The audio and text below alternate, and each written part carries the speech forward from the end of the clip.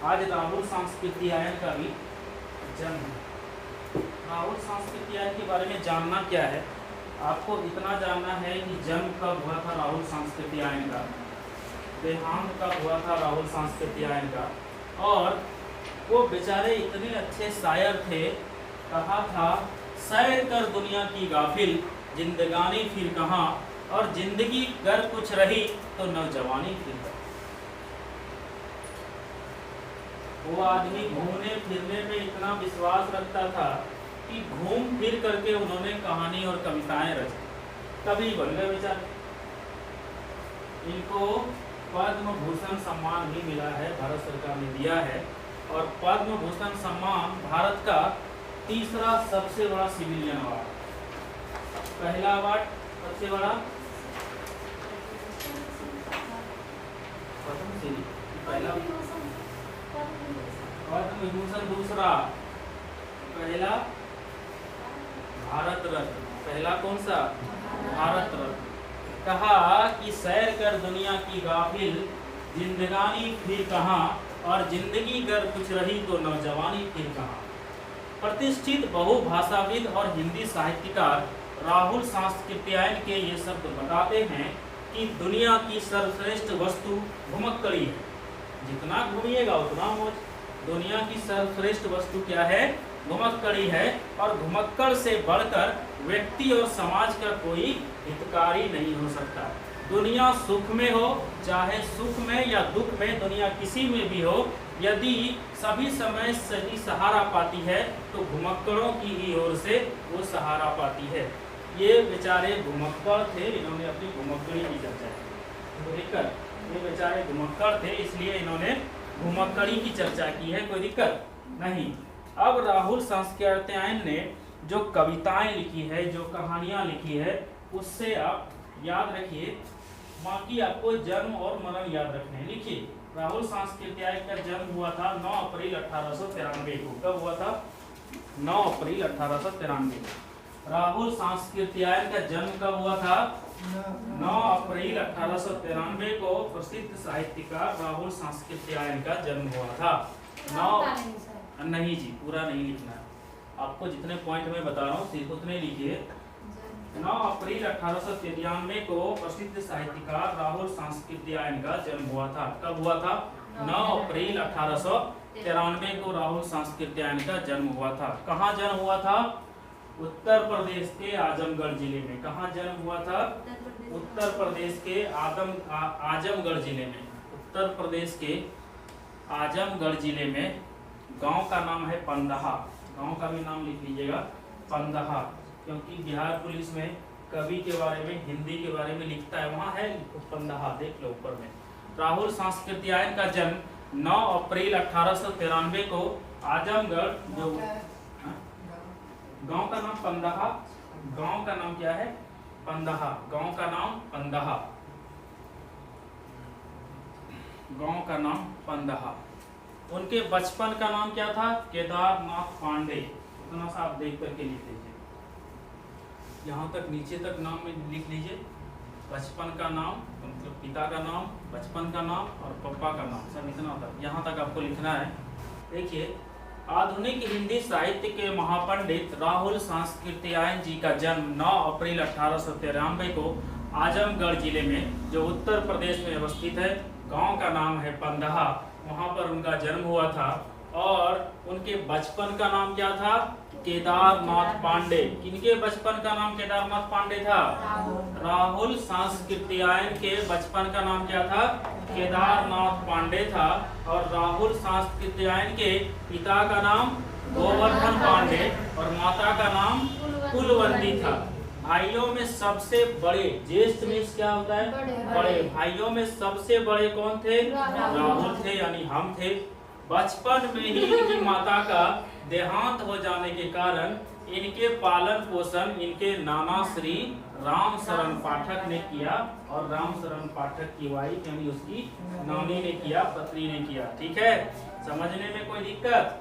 अगला इसमें पॉइंट लिखिए राहुल सांस्कृत्यायन जी का कि यात्रा वृतांत। अगला पॉइंट लिखिए यात्रा वृतांत। अगला पॉइंट लिखिए आप यात्रा वृतांत और विश्व दर्शन के क्षेत्र में यात्रा वृतांत और विश्व दर्शन के क्षेत्र में, यात्रा वृतांत और विश्व दर्शन के क्षेत्र में बहुत बड़ा साहित्यिक योगदान रहा है, बहुत बड़ा साहित्यिक योगदान रहा है। फिर से एक बार बोलूं, यात्रा वृतांत और विश्व दर्शन के क्षेत्र में इनका बहुत बड़ा साहित्यिक योगदान रहा है, बहुत बड़ा साहित्यिक योगदान रहा है। अगला पॉइंट लिखिए, इन्हें हिंदी यात्रा साहित्य का, इन्हें हिंदी यात्रा साहित्य का, इन्हें हिंदी यात्रा साहित्य का पितामह कहा जाता था या कहा जाता है। लिखे, इन्हें हिंदी यात्रा साहित्य का, इन्हें हिंदी यात्रा साहित्य का पितामह कहा जाता है, इन्हें हिंदी यात्रा साहित्य का पितामह कहा जाता है। ठीक है, लिख लिए। अगला पॉइंट लिखिए, इनके जन्म शती के अवसर पर, इनके जन्म शती के अवसर पर, इनके जन्म शती के अवसर पर, इनके जन्म शती के अवसर पर, इनके जन्म शती के अवसर पर 100 पैसे का, 100 पैसे का, 100 पैसे का डाक टिकट जारी किया गया, 100 पैसे का डाक टिकट जारी किया गया। कितने पैसे का? 100 पैसे का डाक टिकट जारी किया गया। अगला पॉइंट लिखिए, राहुल सांस्कृतियायन जी को, राहुल सांस्कृतियायन जी को, राहुल सांस्कृतियायन जी को, राहुल सांस्कृतियायन जी को महापंडित की उपाधि से भी नवाजा गया। राहुल सांस्कृतियायन जी को महापंडित की उपाधि से भी नवाजा गया, महापंडित की उपाधि से भी नवाजा गया। अगला लिखिए, 1963 में, 1963 में, आगे लिखिए, 1963 में, 1963 में भारत सरकार ने, 1963 में भारत सरकार ने, 1963 में भारत सरकार ने, 1963 में भारत सरकार ने किस उपाधि से इन्हें सम्मानित किया गया? वो लिखा है अभी, कौन सी उपाधि से? अभी तुरंत लिखे आप, कौन सी उपाधि से सम्मानित किया गया? अरे भाई साहब, पद्म भूषण। किससे? पद्म भूषण। 1963 में भारत सरकार ने पद्म भूषण से सम्मानित किया। किसको? राहुल सांस्कृतियायन को। 1963 में भारत सरकार ने राहुल सांस्कृतियायन को किस पुरस्कार से सम्मानित किया? चुटकी, पद्म भूषण। किस पुरस्कार से? पद्म भूषण। और पद्म भूषण पुरस्कार का भारत में कवां स्थान है? कवां सिविलियन अवार्ड है? तीसरा सिविलियन अवार्ड है। कौन सा अवार्ड है? तीसरा सिविलियन अवार्ड है। अगला लिखिए, इनका देहांत, इनका देहांत, इनका देहांत 14 अप्रैल 1963 को हो गया था। इनका देहांत 14 अप्रैल 1963 को हो गया। इनका देहांत 14 अप्रैल 1963 को हो गया। इनका देहांत कब हुआ? 14 अप्रैल 1963 को इनका देहांत हो गया। लिख लिए सारी बातें जो इन पे लिखी हुई है, इतनी सारी बातें आप याद रखिएगा। चलिए ये लिख लीजिए आप, राहुल जी की जो रचना है, ये पूछता है एग्जाम में कि ये किसके द्वारा लिखी गई है, पूछता है ना। चलिए लिखिए, राहुल सांस्कृतियायन जी की प्रकाशित रचना, राहुल सांस्कृतियायन जी की प्रकाशित रचना। जिस तरह से लिखा हुआ है वैसे लिखेंगे। कहानी संग्रह कौन है, उपन्यास कौन सा है, और जीवनी यानी कहानी संग्रह कौन कौन सा है? सतमी के बच्चे हैं, वोल्गा से गंगा है, बहुरंगी मधुपुरी है, यही सब है ना। और उपन्यास में क्या है? सिंह सेनापति, दूसरा जीने के लिए, तीसरा मधुर स्वप्न, चौथा जय योधय। क्या नाम है? जय योधय। और जीवनी में कार्ल मार्क्स, स्टालिन, माओ से तुंग। ये सारी इनकी रचनाएं हैं। ये आप अपने कॉपी में नोट कर लीजिए। कहानी संग्रह, उपन्यास और जीवनी। कहानी संग्रह में है सतवीं के बच्चे, वोल्गा से गंगा, बहुरंगी मधुपुरी, ये सारे कहानी संग्रह हो गए। और उपन्यास में सिंह सेनापति, जीने के लिए, दूसरा मधुर स्वप्न, जय योधय, ये सब हो गए उपन्यास। और जीवनी में से कार्ल मार्क्स, स्टालिन और माओ से तुंग, ये सारे इनके रचना हो गए। ये आप ध्यान में रखेंगे। आज सैटरडे सोच करके ही नहीं आया, मेरे को समझ में आ गया, मैं भी छोड़ूंगा नहीं, मैं भी ठहरा पागल, सोमवार को ले लूंगा। क्या जी कोई दिक्कत? अरे हमसे कब तक भागोगे? अगर हमसे भाग रहे हो मतलब तुम अपने आप से भाग रहे हो। क्या मीना? मैं बाइक से चलूं और तुम साइकिल से चलो, अगर मैं भाग जाऊं तो तुम मेरे को देख करके कितनी दूर भाग पाओगे? मैं तो बाइक से पीछे कर लूंगा। ऐसा होता है? तो कितनी दूर जा सकती हो अपने से बाहर? क्या चुटकी? नहीं ना। तो जितना आप भागिएगा उतना हम आपको रपेटेंगे। इसलिए भागने से अच्छा है कि एक जगह रुक करके ओखरे में मुड़ी दे देना है। और कुटाने का डर कितना रखेंगे जब मुड़ी दिए।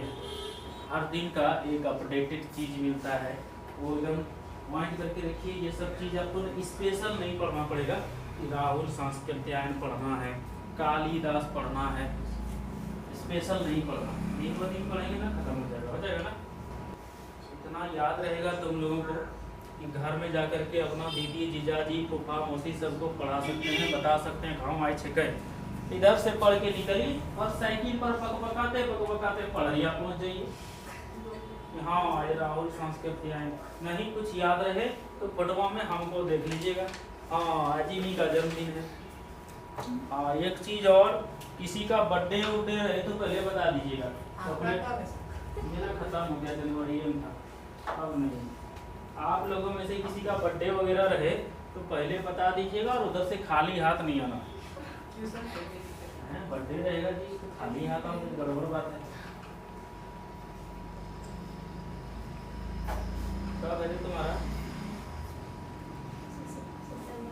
बहुत ही तो भाग जाएगी। लोकल में नजदीक में किसी का है? कोई 14 अप्रैल सही में? ठीक है, इसको बोलना उधर से कुछ लेके आएगी। एक डब्बा पल्स लेते आना। पल्स उसमें सब कवर जाएगा। हाँ कितना नहीं, सॉरी तो इसको पैसा का दिक्कत नहीं है क्या रे? तो पैसा का दिक्कत है, इसको बोलना केक लेके आएगी। हैं? यही मिलता है, केक लेके आना। केक नहीं, बर्थडे उसका है, तुम बोल रही उसका। अरे हम लोग खाएंगे तो इसको चॉकलेट दे देना, ठीक है, दिक्कत नहीं है। लिख लिए? अब अगला लिखिए आगे। आज के दिन और कौन सा दिवस है? वीरता दिवस। हेडिंग दे दीजिए वीरता दिवस। हेडिंग दे दीजिए वीरता दिवस। हेडिंग दे दीजिए वीरता दिवस। बर्थडे मनाइए तो अच्छा लगेगा, है ना? खर्चे होता है, केक खाना है। लोग वहाँ उनके फील्ड में जाके काट लेता है रात में। हाँ 200-250 मिल जाता है, इसको दिक्कत नहीं है। इसके पापा कैसे ही पैसा पप्पा कमाते, पप्पा का कमाया हुआ चीज पर पप्पा किस लिए कमा रहे? अपना मम्मी को नहीं देंगे अब, या तो तुम्हारी मम्मी को देंगे या तुमको देंगे। चलिए लिखिए 9 अप्रैल 1965 से 9 अप्रैल 1965 से 9 अप्रैल 1965 से 9 अप्रैल 1965 से केंद्रीय रिजर्व पुलिस बल केंद्रीय रिजर्व पुलिस बल वीरता दिवस मनाने की शुरुआत हुई। केंद्रीय रिजर्व पुलिस बल वीरता दिवस मनाने की शुरुआत हुई। कब से शुरुआत हुई? 9 अप्रैल 1965 से। और 9 अप्रैल 1965 में क्या हुआ था? किसके किसके बीच युद्ध हुआ था? 9 अप्रैल 1965 में जो वीरता दिवस हम लोग मनाने का शुरुआत किए, क्यों शुरुआत किए? उस समय भारत और पाकिस्तान के बीच युद्ध हुआ था। लिखिए 1965 में ही, पॉइंट देके लिखिए, अगला स्टार दे करके, 1965 में ही 1965 में ही भारत पाकिस्तान युद्ध हुआ था। 1965 में ही भारत पाकिस्तान युद्ध हुआ था। कब हुआ था? 1965 में। अगला पॉइंट लिखिए,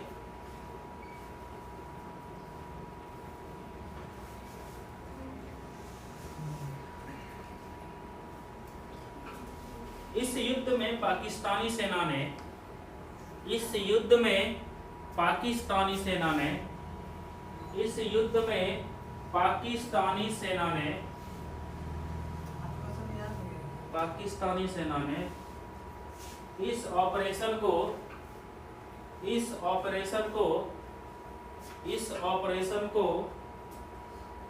डेजर्ट हॉक नाम दिया। इस ऑपरेशन को क्या नाम दिया? Desert hoc. इस ऑपरेशन को क्या नाम दिया? डेजर्ट हॉक नाम दिया। कोई दिक्कत? यहीं से सीआरपीएफ वीरता दिवस मनाने की शुरुआत हुई। कहां से?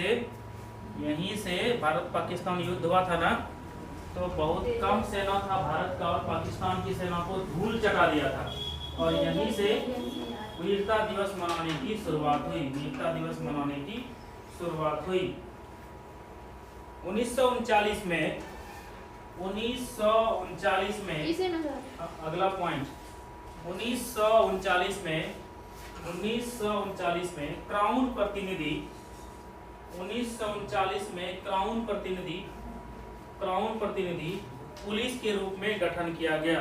क्राउन प्रतिनिधि पुलिस के रूप में गठन किया गया।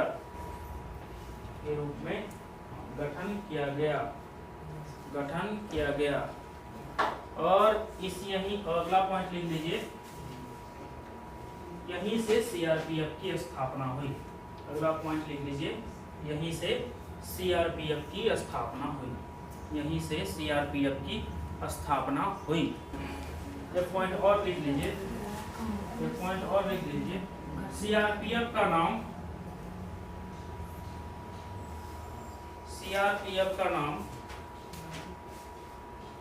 1949 से पड़ा। कब से पड़ा?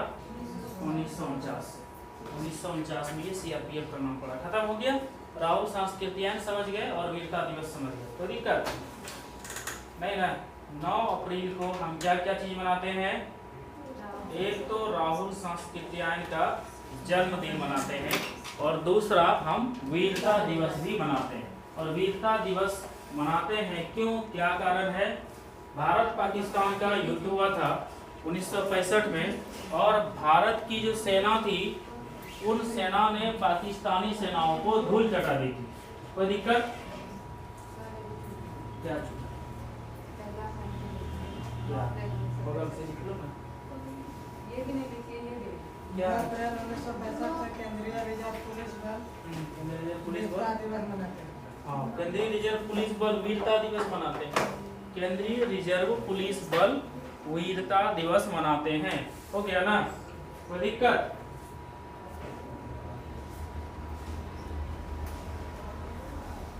राहुल सांस्कृतिक के पिताजी का क्या नाम था? गोवर्धन पंडित। गोवर्धन पांडे। क्या नाम था? गोवर्धन पांडे। जीवनी बताइए इनकी कुछ। कौन कौन सी जीवनी इन्होंने लिखी है?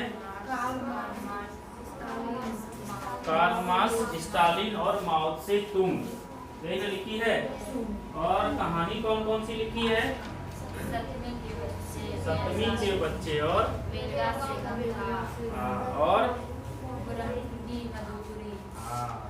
इतनी सारी बातें याद रहेगी कंप्लीट।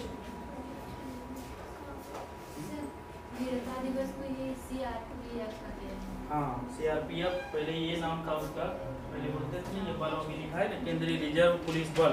अभी भी तो वही बोलते हैं सीआरपीएफ, बोलते हैं ना, सेंट्रल रिजर्व पुलिस फोर्स बोलते हैं। उस समय क्या नाम था? कौन? क्राउन सेना था।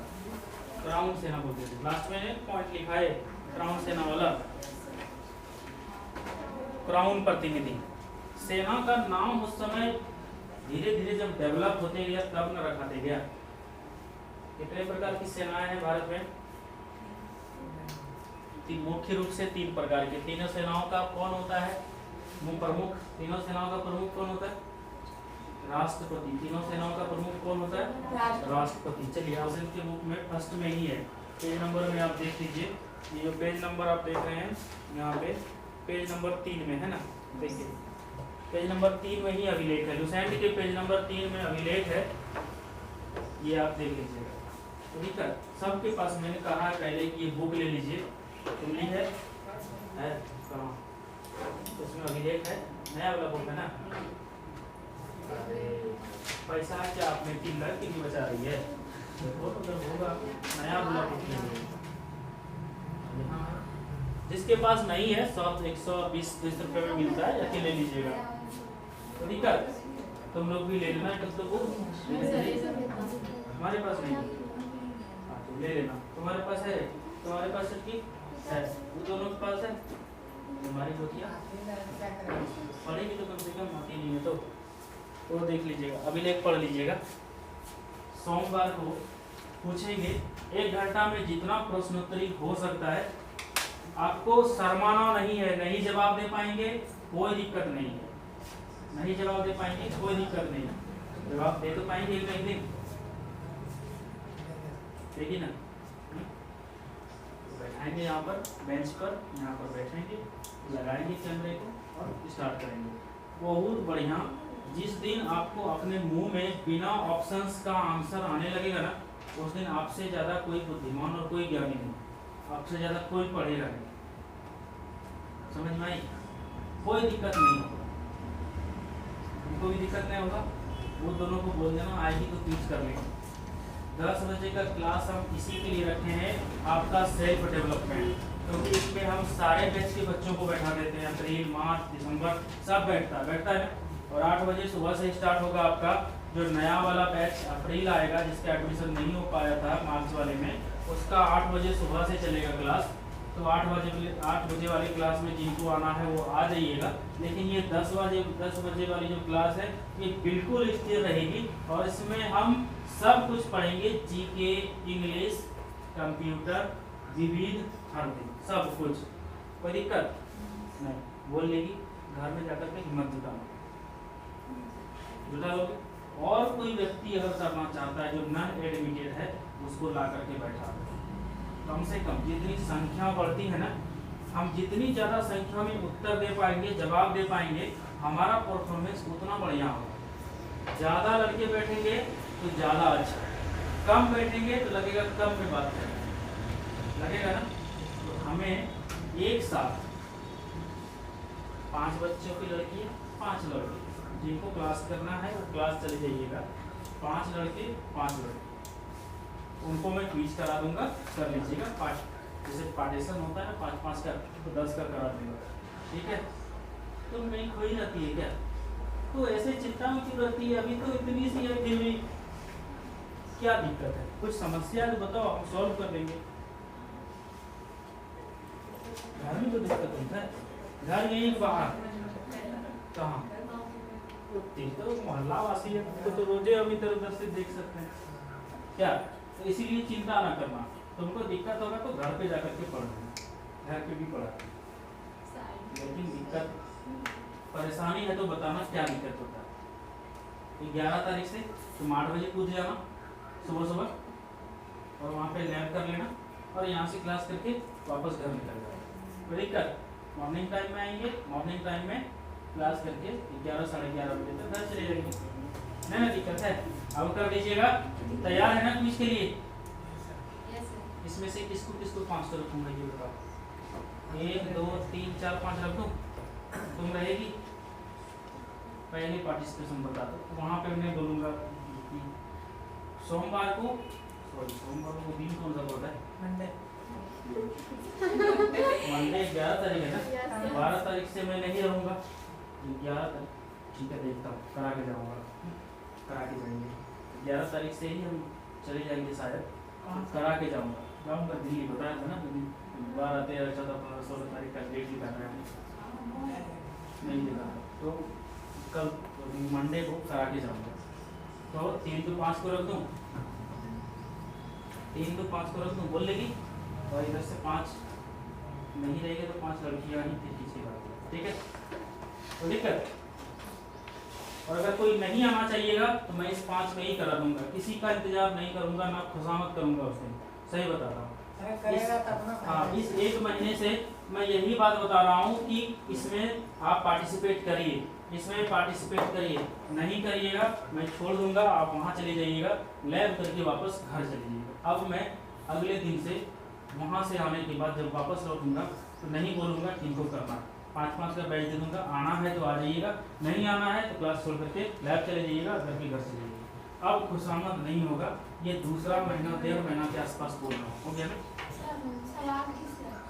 सवाल जो हम पढ़ा दिए हैं उससे सवाल बाहर नहीं दूंगा, जो हम पढ़ा दिए हैं, जितना लुसेंट बुक से आपको लिखा दिए,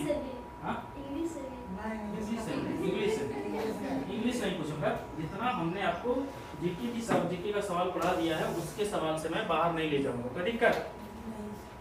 अब तो बोल पाएंगे, लेकिन अगले दिन से खुशामद नहीं करूंगा।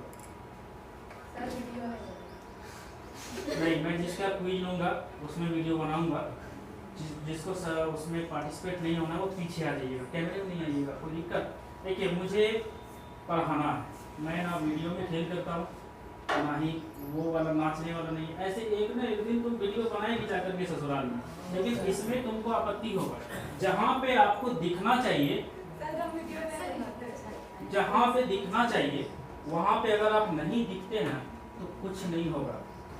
जब आज लड़कियां हाफ पैंट में वीडियो पे नाच रही है, उसको देख करके मेरा मन भर जाता है, तो इसको देखने से जब इसमें तुमको देखेगा कोई ना, तुमको उसके लिए वो फीलिंग्स नहीं आती, यहाँ पे वो फीलिंग्स आती है कि क्विज होगा, समझ गए?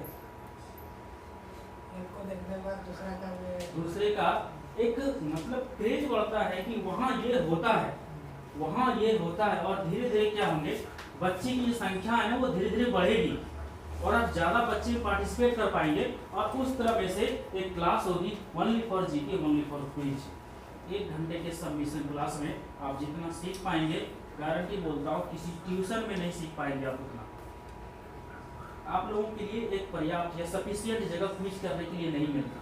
जहाँ पे लोग क्विज करते हैं ज़्यादातर लड़के होते हैं, तो जब ज़्यादातर लड़के होते हैं तो आपको प्लेटफॉर्म कहाँ मिलेगा? मिलेगा अगर हम दे रहे हैं, आपको ऑफर दे रहे हैं, अगर आपको नेगलेंस करना है तो नेगलेंस कर सकते हैं। मैं ये नहीं कहता हूँ कि आप इसमें आ जाओ, आप साइड में बैठ जाओ, इसमें मेरा भी काम हो जाता है, पढ़ाई भी हो जाती है और मन भी लगता है, और इसमें दूसरों को भी पता चल जाता है, एक साथ बहुत सारे काम हो जाते हैं। हम 1000 से ज़्यादा लोगों के बीच पहुँचते हैं, 1000 से ज़्यादा लोगों के बीच हमारा चेहरा जाता है, और जब हमारा चेहरा जाएगा ना, अरे नरेंद्र मोदी से सीखो माई बाप, गुजरात के मुख्यमंत्री थे और पेपर में इतना प्रचार कराया कि वो प्रधानमंत्री बन गए, सही है गलत? जब वो प्रधानमंत्री पद के दावेदार नहीं थे उस समय उन्होंने पेपर में, टीवी में, और प्रधानमंत्री को क्या लाज नहीं लगता है? नहीं लगता है। स्मृति ईरानी को लाज नहीं लगता है? उससे बढ़िया आदमी है तो। प्रतिभा पाटिल को लाज नहीं लगता है? उससे बढ़िया है क्या? ये बताओ, कोई नीतीश कुमार को चप्पल मार दिया तो क्या उसने जीना छोड़ दिया? नहीं ना छोड़ा। लोगों का जो बात है वो छोड़ दीजिए, लोगों के भरोसे चलिएगा तो आपके जीवन में खाने और सोने के अलावा कुछ नहीं बचेगा। और अभी हम आपको थोड़ा देर पहले बताए कि जिनको नौकरी करना है ना बिहार पुलिस की, तो वहाँ पे अगर लड़कियाँ ऐसे ऐसे करके दौड़ती है ना, तो लड़के देखते हैं कितनी दौड़ी बोलता है, बोलने दीजिए। बोलने से क्या, मेरा शरीर उसका थोड़ी हो जाएगा, मेरा शरीर मेरा है, भगवान ने मुझे बनाया है, हमारा शरीर जैसे चले।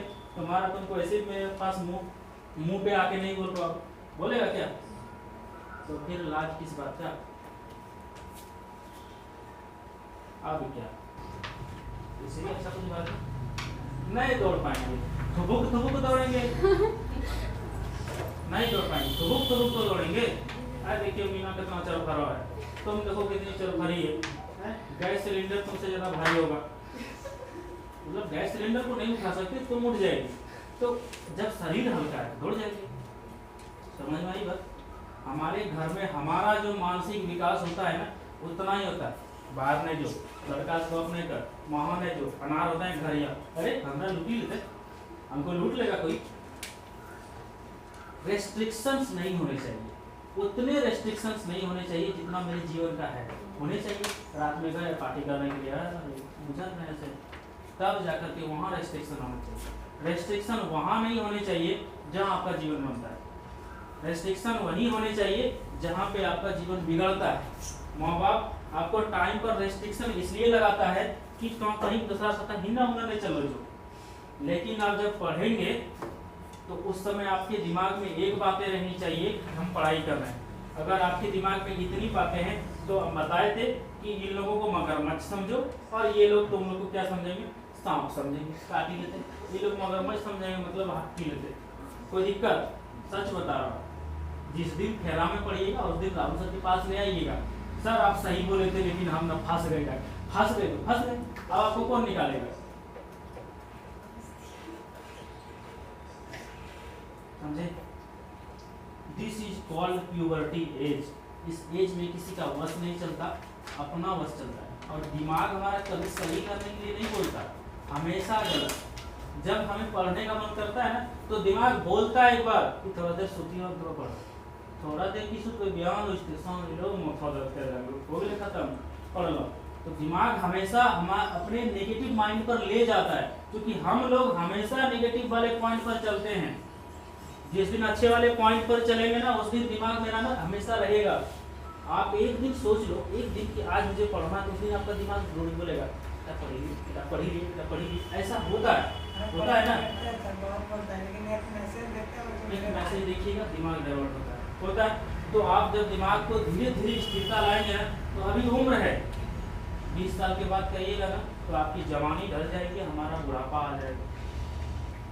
अब पहले वाली फिल्म रही क्या, ऐसे पेट सरका के नहीं ले सकते, पतला नहीं, अरे शर्ट पैंट कितनों पहन रहे, ऐसे पेट सरका के चल पाएंगे क्या, हवा जाएगी, नहीं होगा।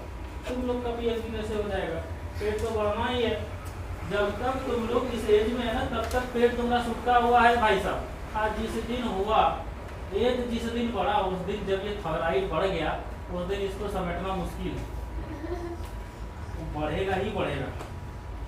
इसलिए जब आपका उम्र है, शरीर है, अच्छा है, स्वस्थ है, तो भैया टाइम को बर्बाद नहीं करेंगे।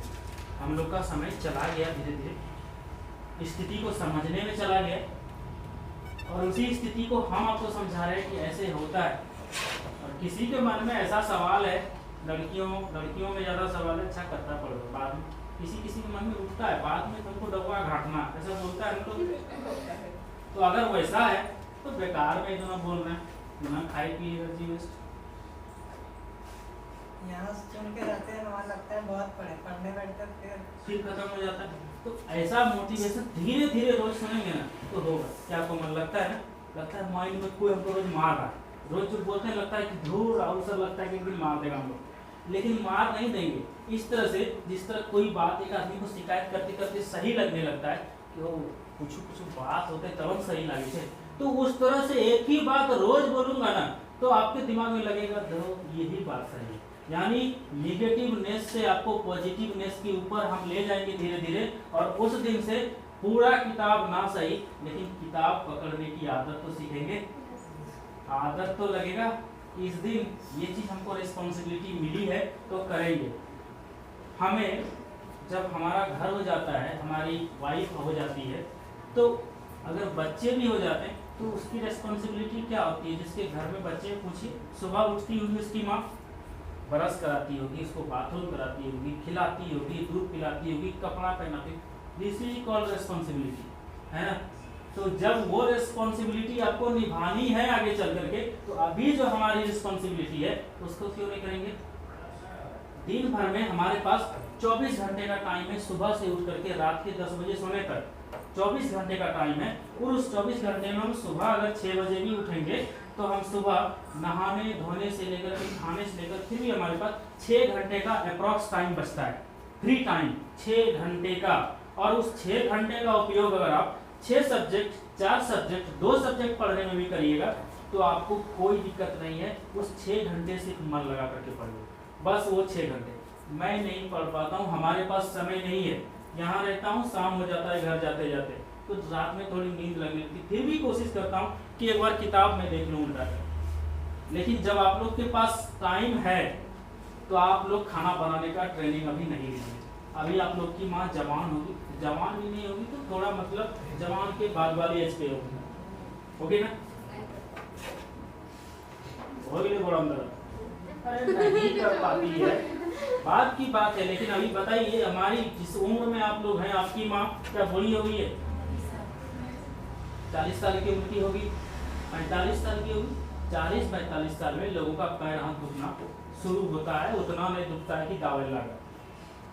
तो इसलिए उधर का काम छोड़ करके सीधा बोलिए हम पढ़ो। और माँ बाप अपने बच्चे को काम नहीं कराता है जल्दी, चाहे बेटा हो या बेटी हो, अपने बच्चे को नहीं बोलता है जल्दी। खुद जितना काम करना चाहती है उतना कर लेती है। सही है गलत? सही है ना?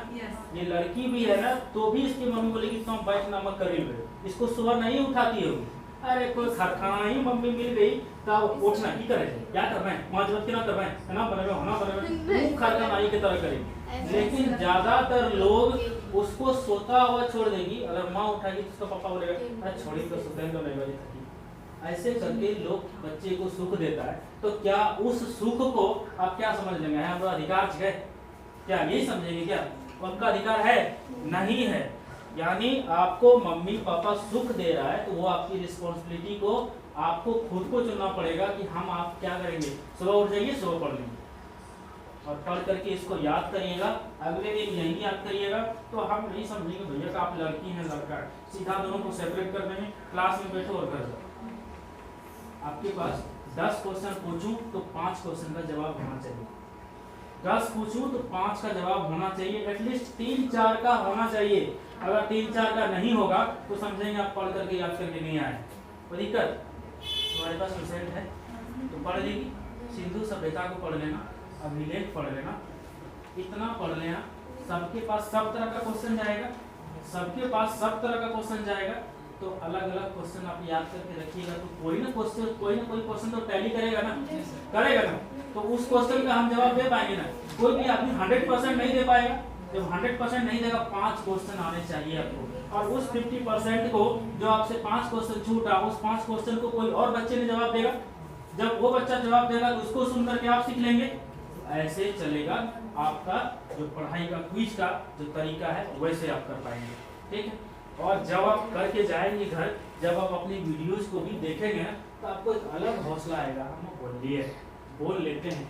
और लोग बताएगा आपको कि इस लड़की में हिम्मत है, इस लड़के में हिम्मत है। और मैं बताता हूँ इस तरह से अगर लगातार चलते रहा ना, तो आपको कहीं अच्छे जगह से ऑफर आ जाएगा, या हमारी दुश्मनी बढ़ जाएगी कि राहुल सर बच्चा को आप यहाँ भेजिए मेरी क्लास। मैं तो फी नहीं लेता ना, फिर भी इतनी मेहनत है। तो फी लेके कराते हैं फिर भी उतना नहीं करता, होता है ना। कोई दिक्कत? पॉइंट को लिख लीजिएगा, छोड़ दीजिए। वैदिक सभ्यता को जिनको लिखना है वो बैठ करके लिख लीजिए इतना सा, जो वैदिक सभ्यता वाला पॉइंट जितना हमने लिखा है, शुरू के पॉइंट्स हैं लिख लीजिए, उसके बाद छोड़ देंगे।